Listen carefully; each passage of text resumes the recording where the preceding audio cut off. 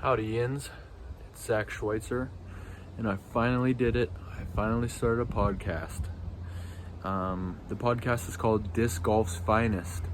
The idea behind it is it's just given me an excuse to talk to some of the coolest players and people in disc golf and just have a normal conversation with them. Of course, we're going to talk about disc golf, but there's no limits. We're going to talk about everything and anything. What they do in their personal life, other hobbies, stuff like that. And so this is episode 1. Forgive me, I set it up pretty nice for what I have. I had a little lamp set up, had nice lighting on my face, and literally right before the podcast I was fiddling with it and I blew out the light bulb. So I didn't get a chance to change it because Chris was waiting on the line. So anyways, enjoy. I look like I have raccoon eyes, but it's great. Here's episode 1 with Chris Dickerson. Enjoy. Yo! Can you hear me? Oh, you have to... Can you hear me now? Yes. Dude, what's up? Oh, not much. Just got done practicing. What about you? Luke, just got home from work, practicing building doors. Yeah. Yeah, I set up myself a nice little lamp here so I wouldn't be so shadowed. And then the light bulb just blew up, so that was cool. Good timing. So what's up, man? How was practice? Not bad. I played Northwood this morning and went out to Eureka not too long ago to play 10 holes or so.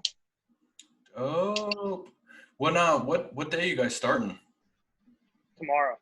Oh, word. Heck yeah. So what's a day before tournament day look like for Mr. Dickerson? Are you like nervous or? No, not really. Just like any other day, basically. Just went out, practiced, stuff like that. Well, any other day preparing for a tournament, I would say.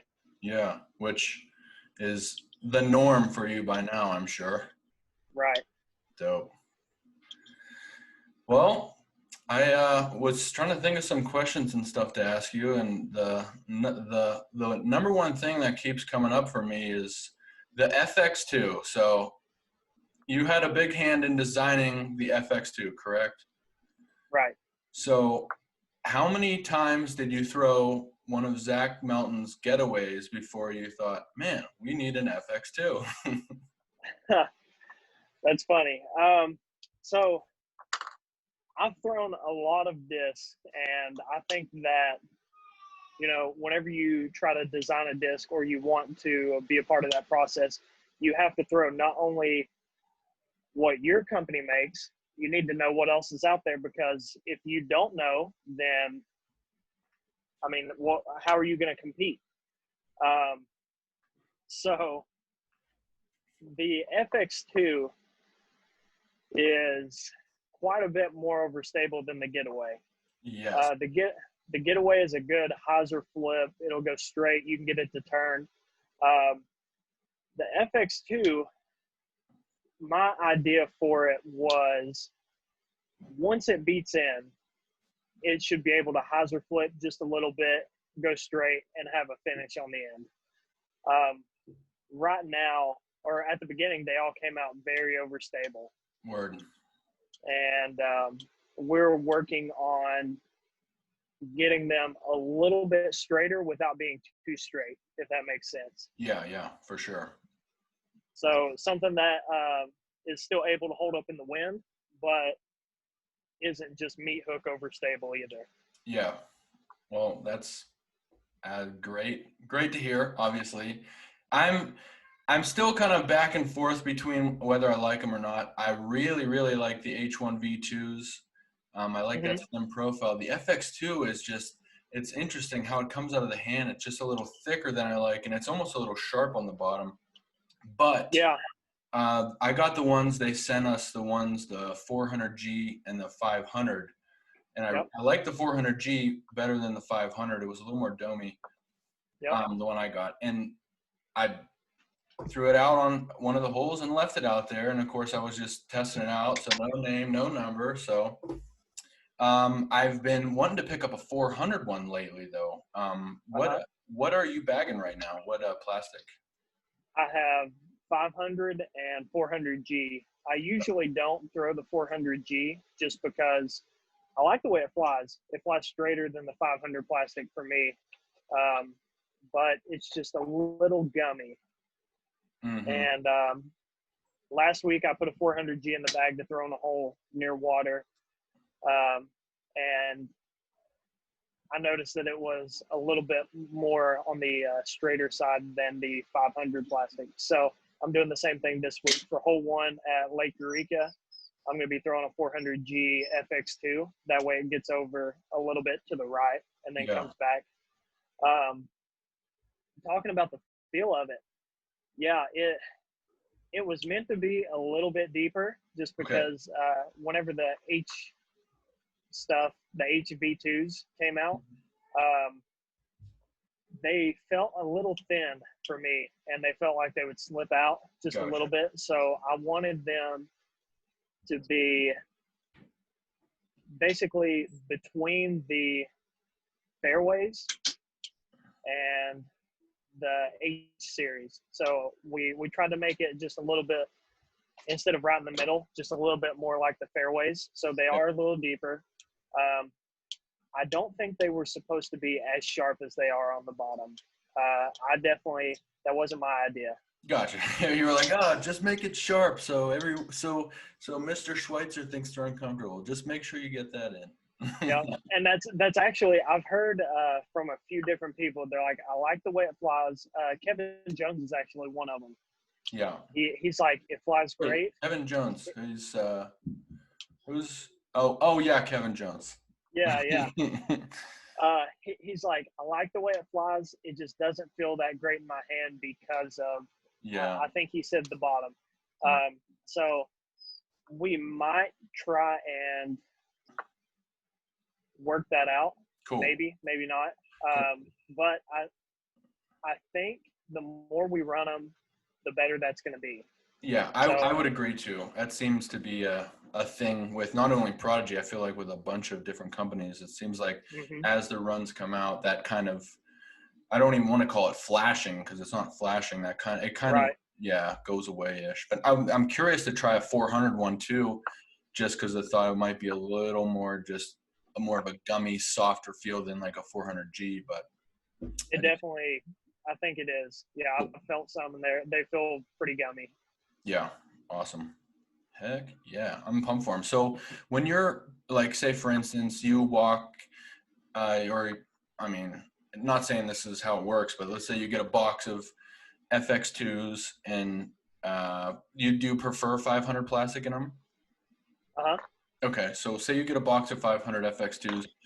When you're going through picking them, what are you looking for? Are you looking for flat? Are you looking for dome? Are you looking for stiff, a little more soft 500? Or so it really depends on what kind of flight characteristics you're looking for. Okay. Right now, I think the flatter the FX2s are, the more overstable they're going to be. Cool. We're actually working on a run of them that are going to be a little bit more domey.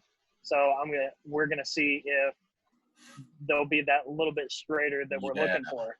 That would be great. So, and if we're able to do that and it does work out the way that we think it will, we'll be able to produce them in like a domey run and a flat run, so people can pick the preference whenever they order discs and stuff like that, so they know what they're getting. That would be great. That would be magnificent. I wanted to go back real quick and mention Mr. Melton again. So the first time I don't know if I can say met you. I think this is the first time I'm actually meeting you. So nice to meet you. I think so.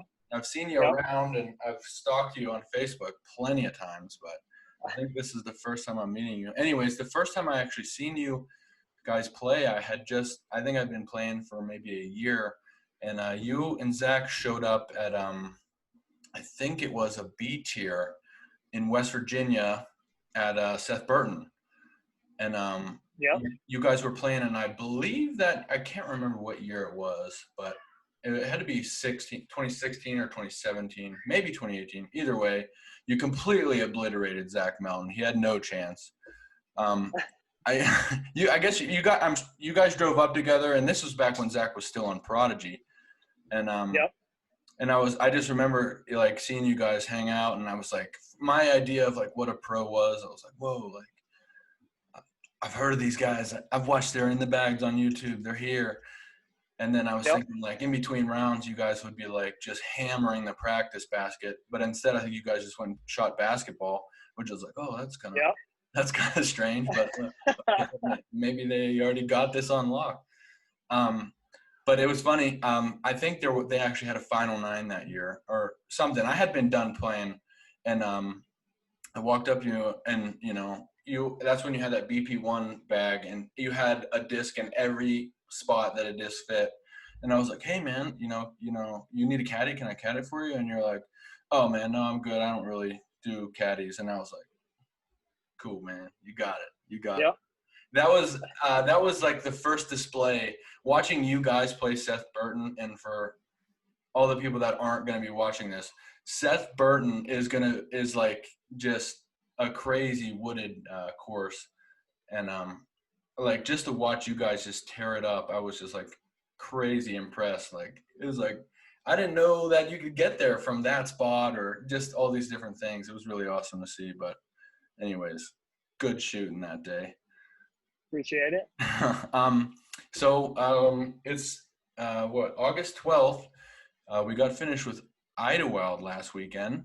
And in relation to courses being tough and stuff, I seen your posts on Idlewild, and I was just wondering if I could get your opinion on here of like what you think of Idlewild. I've been through, I'm sure past near where Idlewild is a bunch.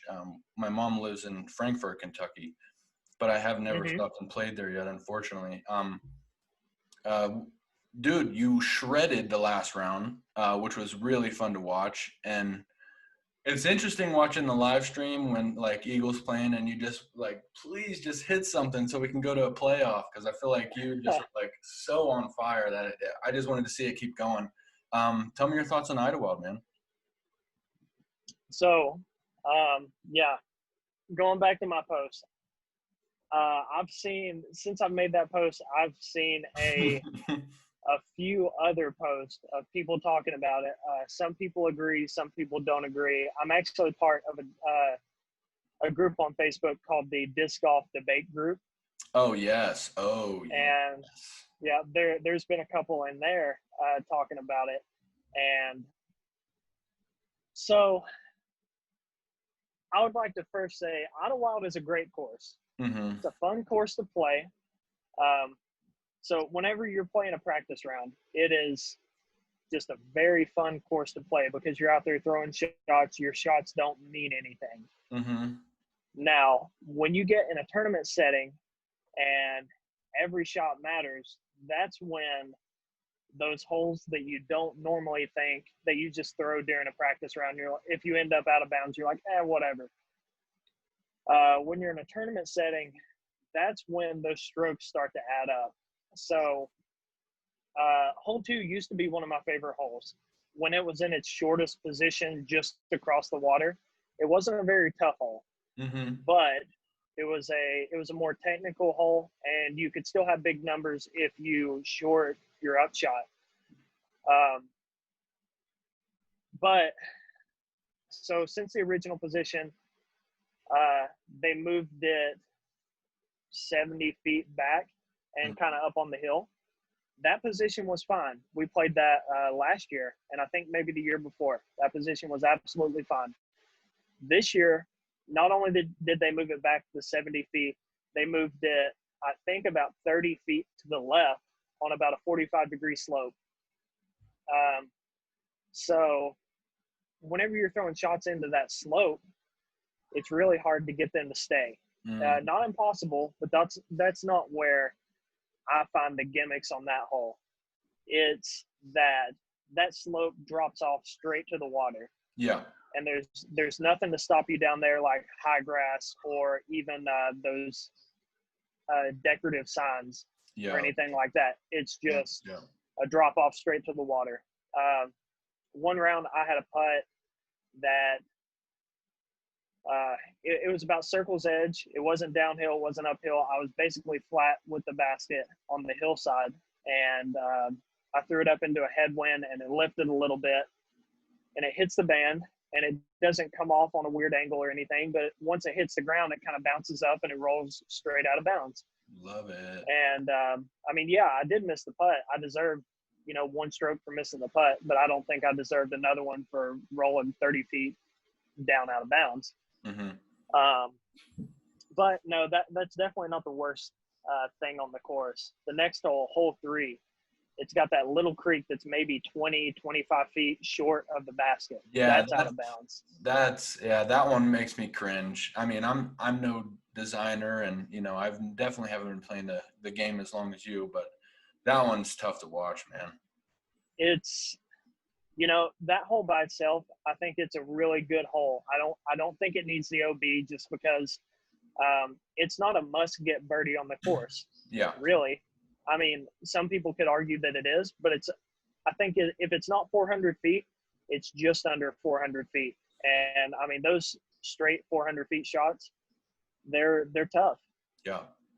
But yeah, without that OB, I think it would be a good hole.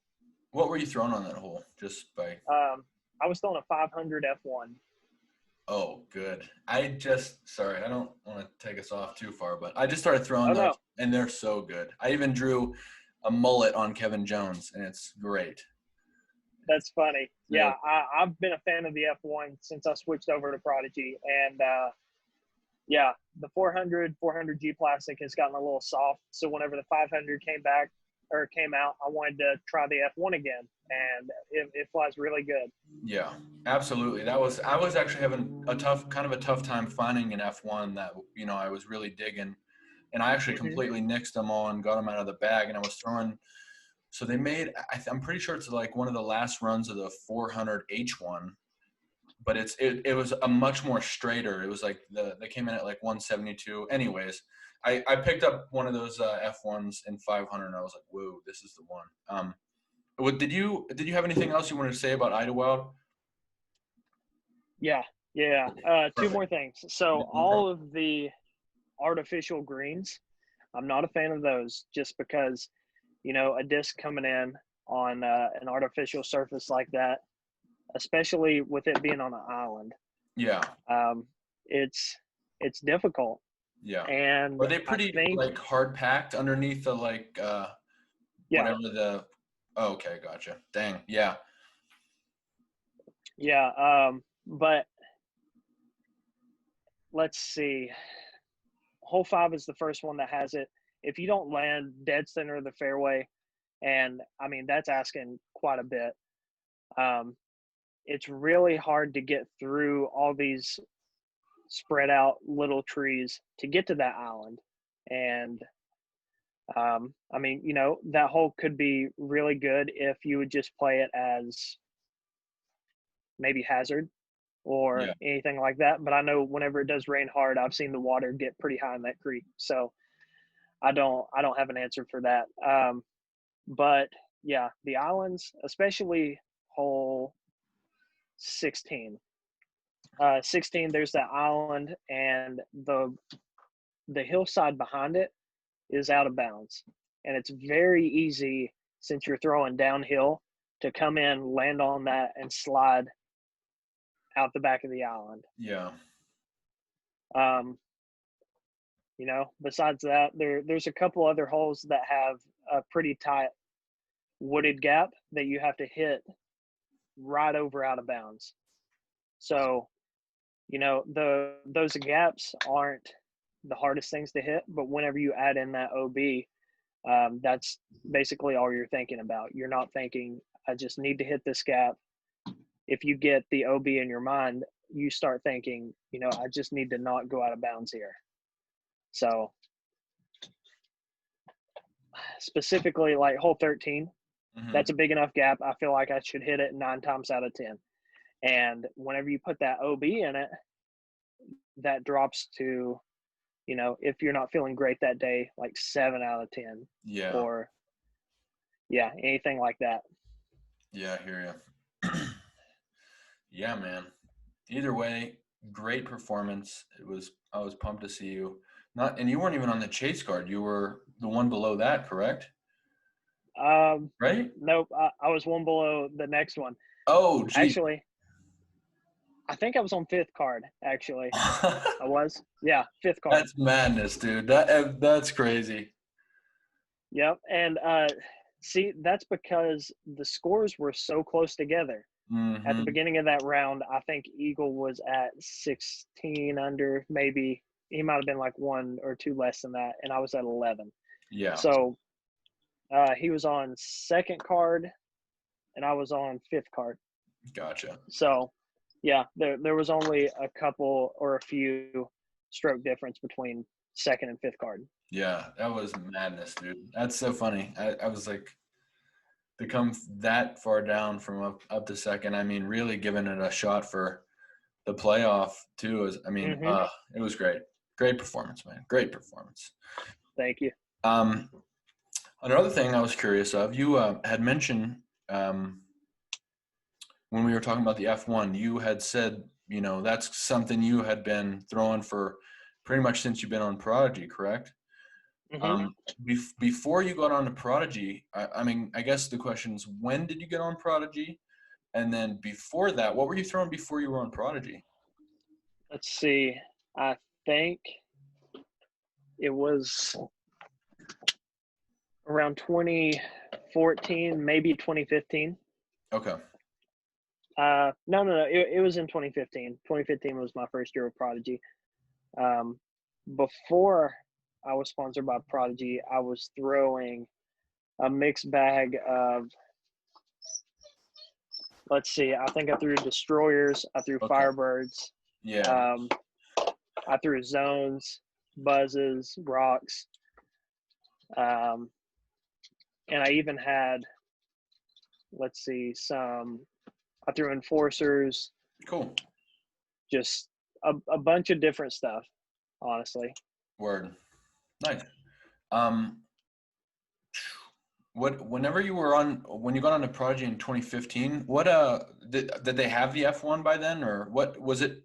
Because that's from I've been throwing Prodigy for the past 3 years, but coming to hear some people's stories, and I can't remember where I had heard it before, but it's just talking about like how the early days of Prodigy. I think Yuli said it. The early days of Prodigy, it was kind of like they had a few discs that were out. And what did they have out in 2015 that you were throwing?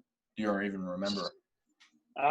So if I'm remembering correctly, the D1 and 4 were the drivers. The F1 and F7 were the fairways.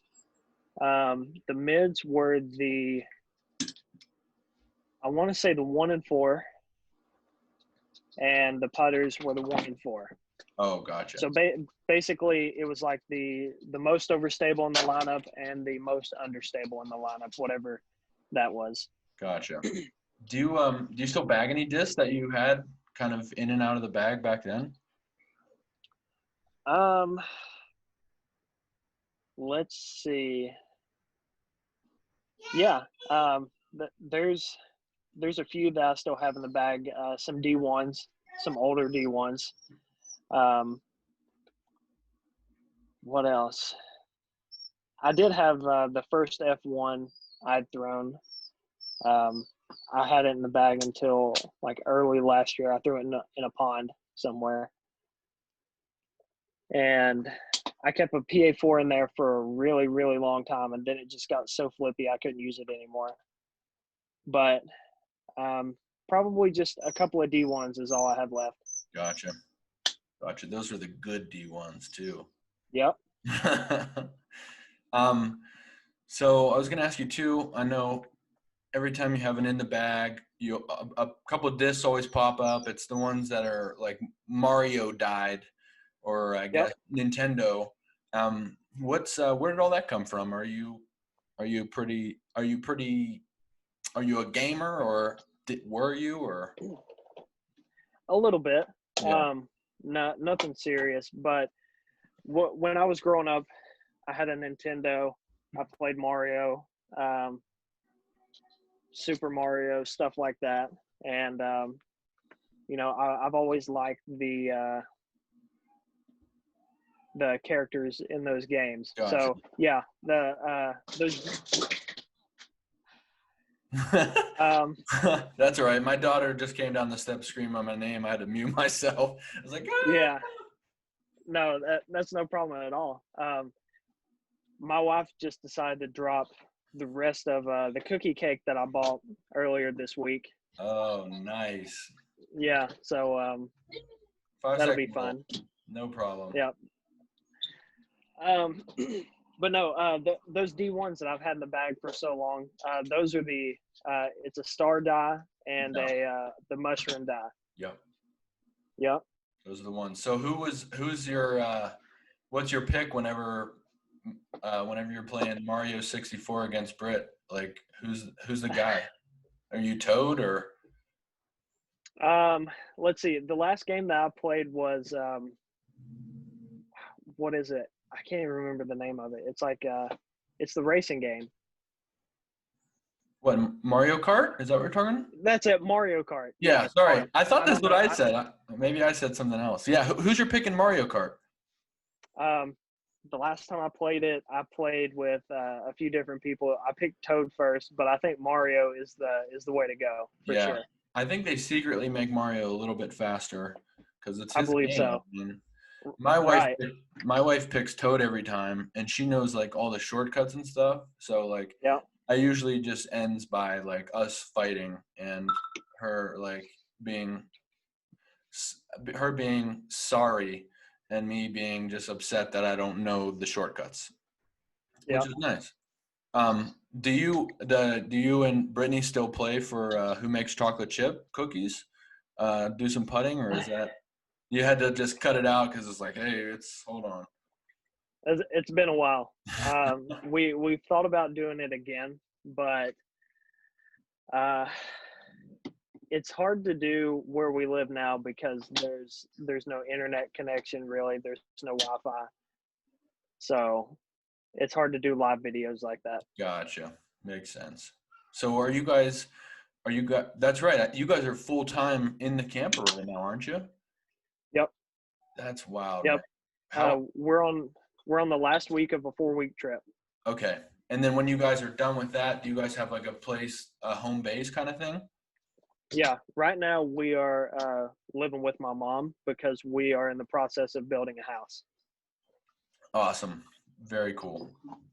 We were actually in the process of buying a house as well in Spokane, Washington. And we were thinking about building a house just because the value's, a little bit better, but we found one we liked. So that's pretty awesome.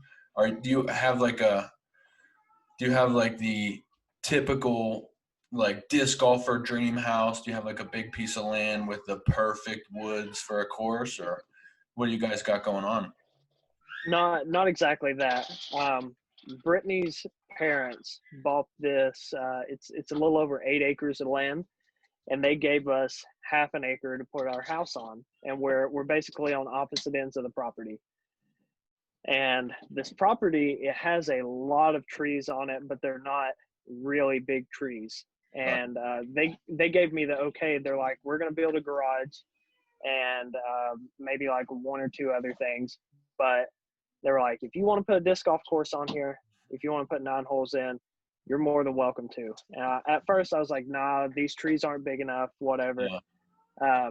But now I'm like, this would be a good place to practice besides going out to our local disc golf course and stuff like that. So getting to design my own holes, that would be really fun. Absolutely. It'd be wild.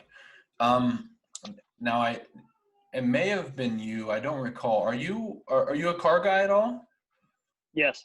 And you're a Mustang guy, right? That's it. That's right. What year's your Mustang? Or do you still have it? I still have it. It's okay. It hasn't ran in, gosh, I bet it's a couple years. because whenever we moved back in with my mom from our apartment, I drove it from the apartment to my mom's house, and as soon as I pulled in the driveway, I went to turn it off, and it was like the switch wouldn't turn. Oh, I geez. I finally got the car off. I had to get out, pop the hood, take the battery cables off, and tried to figure that out. And whenever I finally got the ignition out, it just fell apart. Oh, It geez. fell into like 100 different pieces. Oh, And you would think, just order a new one, put it yeah. in, no big deal. But it's a 94. It's not very easy to find parts for those. And I went and got one, went to put it in, and it's not lining up with um, the steering column. Like, Yay. right, yeah. So um, the last idea I had was to just basically hot wire it, put a switch in, Yeah. and just bypass the whole ignition. Yeah, that'd be something. It's a GT? Yep, Yeah. it was the last year of the 5.0 before Yeah. they started making them again. Yeah, and then they did the 4.6. That's what my dad had that's actually where I learned to drive a stick shift on. He had a 2000 GT. Hmm. And man, I had great times driving it. I really would like to get another one eventually, but I just bought Hmm. a 1986 Toyota Corolla. Hmm. Uh, so I'm working on that one now. With buying the house though, it's kind of put things on pause, but Yeah. I just finally got a new gas tank for it. That took forever to find. So that's the problem for me, is going to be finding parts for this thing now. But anyways, so another thing I was curious of, see, Katrina's carrying around this bright pink BP1 V3, and I was curious when they're going to make you a camo one. That's funny. Um, I don't know. I would be completely for that. Yeah, Yeah. that I think that would be a good looking bag. Yeah. Um, If they did like camo with like hunting orange accents, uh-huh. that'd be top seller, no doubt. Yep. I don't know who needs to hear this, but hey, we need a camo and orange. Awesome. Well, I think unless you have anything else to say, I think I'll close us down. Okay. Yeah, nothing off the top of my head. Yeah, well, sweet, man. I'm really pumped to see you guys tear up out at Ledgestone. I'm pumped to see. Is it the feature? Is it you? Let's see, Discraft and Prodigy on the feature card. You and Kale, and Mm-hmm. then is it Paul? And then who's the other one? Paul and Adam. Oh, that's right, Paul and Adam. Who's doing that? Is that Jomez? I think it is just the Disc Golf Pro Tour. Oh, word. That makes I sense. think it's Yeah, the no, live card. you're right. Dope. Well, I'm pumped to watch that. I'm sure other people are pumped to watch that. How have you played with Kale at all? Yeah. Cool. You guys both feeling good? He actually, I think he got into town today. Okay. If That's tough. if he has gotten into town, somebody told me he was going to be here sometime Thursday. I Gotcha. don't know if he's getting to play the courses.